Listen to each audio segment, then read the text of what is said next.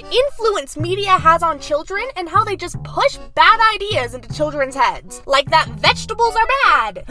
No, they aren't. The main thing that was pushed into my head was that all children wanted phones, specifically from Dork Diaries. This phone bug also caught my best friend, and just about every single day we would talk about how much we wanted phones in 5th grade. It wasn't until 7th grade when I realized, you know what? I don't want a phone. Why would I want a phone? They're just addictive little suckers, and everyone I saw who would get a phone would never look up from it. The hold phones have on people is terrifying. When I was in 4th and 5th grade, we had like 1 or 2 reward days where you could bring a device of your choice to school. So I brought my Kindle Fire, and 2 of my friends brought their iPads so we can play Minecraft together. But when my little brother had one of these device reward days, it was all phones. Everyone had a phone. My brother even told me that about half of the kids in his class had phones. That was in 3rd grade, by the way. By the time I got into middle school, everyone had phones. But it wasn't until high school when it got really annoying. High schools always try to limit people on cell phone use, but they did not enforce these rules when I was a freshman. So I created a slideshow called Welcome to High School, where I slid my iPad slightly out of my backpack, snapped a picture, and put all of those images of people on their phones into this amazing slideshow. This is my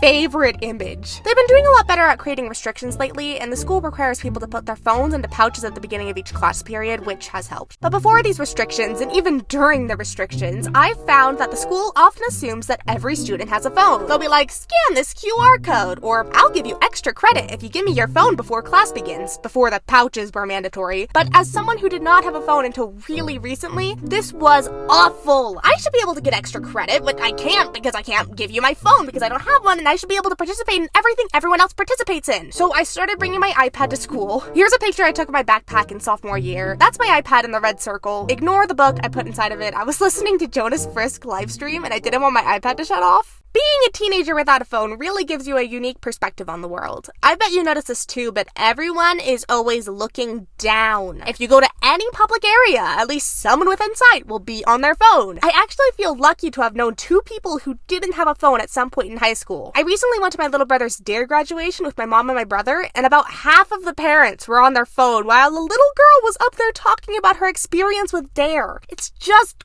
gross. We're all getting consumed, and this is kind of unrelated, but AI freaks me out. I've mentioned this a few times now, but I have a phone now. My little brother needed a phone for marching band, so when my parents bought him a phone, they found that it was actually cheaper to buy 2. So they came home and called me and my brother downstairs. They were acting super suspicious, and I even turned to my little brother and was like, they bought us phones, didn't they? He didn't believe me, but I was right, and holding the thing in my hand made me panic a little bit. I really did not want a phone. Then my parents suggested I could use my phone for filming videos because my iPad's camera sucks. So this is camera, and that is all he is. He is just a camera. Only a camera.